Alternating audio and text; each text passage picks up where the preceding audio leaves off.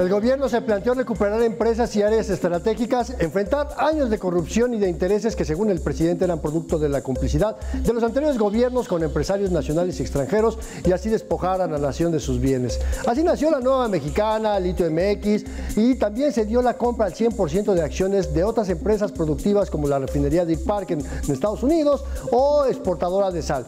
Pero no todo ha sido miel sobre hojuelas. En esta gráfica podemos ver, por ejemplo, que Mexicana no ha despegado ni ha logrado ser la aerolínea que nos prometieron.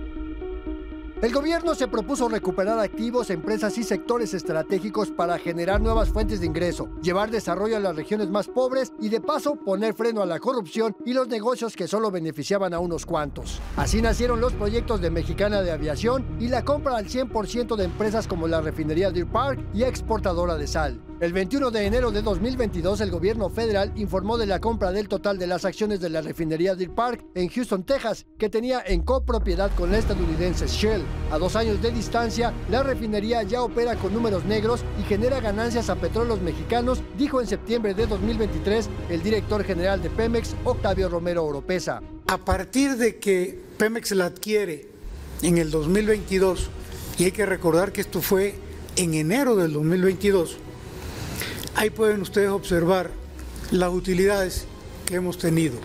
954 millones de dólares obtuvimos en el 2022.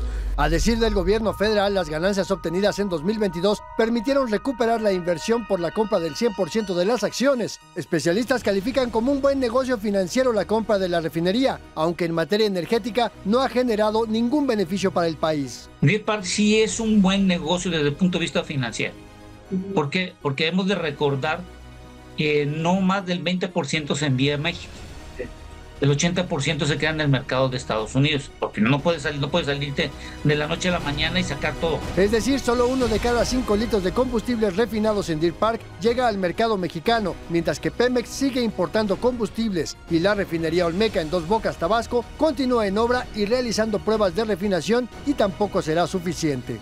La refinería Olmeca solo va a cubrir el 20 al 21% de gasolina y entre el 30 y el 32% del diésel. Y eso va a ser nada más lo que vamos a poder cubrir de total de la demanda que tenemos hoy en este país. Mega Noticias, Andrés Solís. Y para platicar al respecto le doy la bienvenida a César Valenzuela, especialista en política y gobierno, analista en materia de administración pública. Gracias, César, y déjame preguntarte, ¿cuál es el impacto de tener nuevas empresas públicas? En nuestro caso, México tiene una experiencia amarga, por cierto, que vivimos en la docena, tal vez trágica, que ya tiene otro antecedente, y me estoy refiriendo concretamente a los gobiernos del presidente Echeverría y el presidente López Portillo, donde nuestro país tuvo una inmensa cantidad de empresas públicas, algunas muy importantes, algunas estratégicas, y la mayoría completamente fuera de toda lógica. Respondiendo a tu pregunta, ¿cuál es la razón de todas estas empresas? Lamentablemente, el grueso de todas estas empresas creadas obedecen a un criterio político, pero un criterio político que no es novedad, porque siempre en todo gobierno y toda acción es obvio que existan criterios políticos. Pero esos criterios políticos, tratándose de empresas públicas, tienen que ir acompañados de análisis de otra naturaleza. Me estoy refiriendo a los temas financieros. Es decir, se entiende que una empresa pública de inicio pueda que no tenga los niveles de rentabilidad, o más que rentabilidad, porque no es tanto el propósito que se busca, sino más que nada es en términos del beneficio que genera a la sociedad. Yo hablaría más que nada de eficiencia, que en ocasiones una empresa como cualquier otra puede llevar meses, años para alcanzar su punto de equilibrio. Pero en el caso de nuestro país, lamentablemente, me estoy refiriendo ya en este gobierno, pues no hubo previamente un análisis para poder establecer los mecanismos de eficiencia. Yo te diría que en mi opinión, salvo el caso de Deer Park, en algunos aspectos muy precisos, El grueso de estas empresas, porque son varias, estamos hablando desde Gas Bienestar, estamos hablando de empresas como Litio MX, estamos hablando de Mexicana de Aviación, de las empresas estas que están surgiendo para administrar aeropuertos, de Birmex, que es para el tema farmacéutico, salud, pues realmente son algunas experiencias muy poco factibles y exitosas, ¿no? Como tales. ¿Cómo nos puede afectar que estas nuevas empresas sean ineficientes como sucedió en otros tiempos del pasado? Lo que se ha buscado ya desde, como bien decías, desde el año de Cedillo, que incluso hubo algunos esfuerzos años atrás de parte del gobierno federal para eficientar las estructuras del gobierno federal. Esto había ido increciendo durante varios años, lentamente, pero se había ido dando. Y sucede que el principal problema, uno de los principales problemas que tiene Pemex, por ejemplo, es su pasivo laboral, que es una situación muy parecida a la del pasivo laboral de la Comisión Federal de Electricidad, que son enormes pasivos laborales y que ahí, si me lo permites, hago el comentario muy breve. Comisión Federal de Electricidad, que si bien es cierto, no está en las mismas circunstancias que Pemex, pero sí está muy cerca de ella, bajo otras características.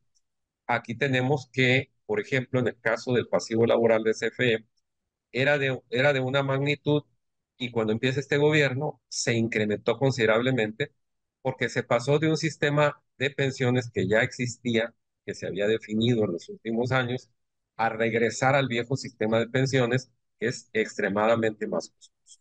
Entonces, estas decisiones son aspectos que en definitiva son muy dolorosos en términos de finanzas públicas y que van contrario sensu a lo que es la lógica de la eficiencia en una empresa pública. ¿Qué quiere decir esto? Que eficientar las empresas públicas implica tocar los diferentes elementos que las hacen funcionar. En términos presupuestales, César, ¿cuál es el impacto que tiene crear nuevas empresas? ¿Cómo afecta a otros actores del gobierno, otros programas? El Estado sí puede optar por este tipo de acciones, pero no debe de exponer tantos recursos y privar a tantos habitantes de su país por el hecho de mantener un principio político más inspirado en la idiosincrasia nacionalista que en el beneficio de la inmensa mayoría de los mexicanos. Gracias, César, por la conversación. Para mayor información, visítenos en meganoticias.mx y síganos en nuestras redes sociodigitales.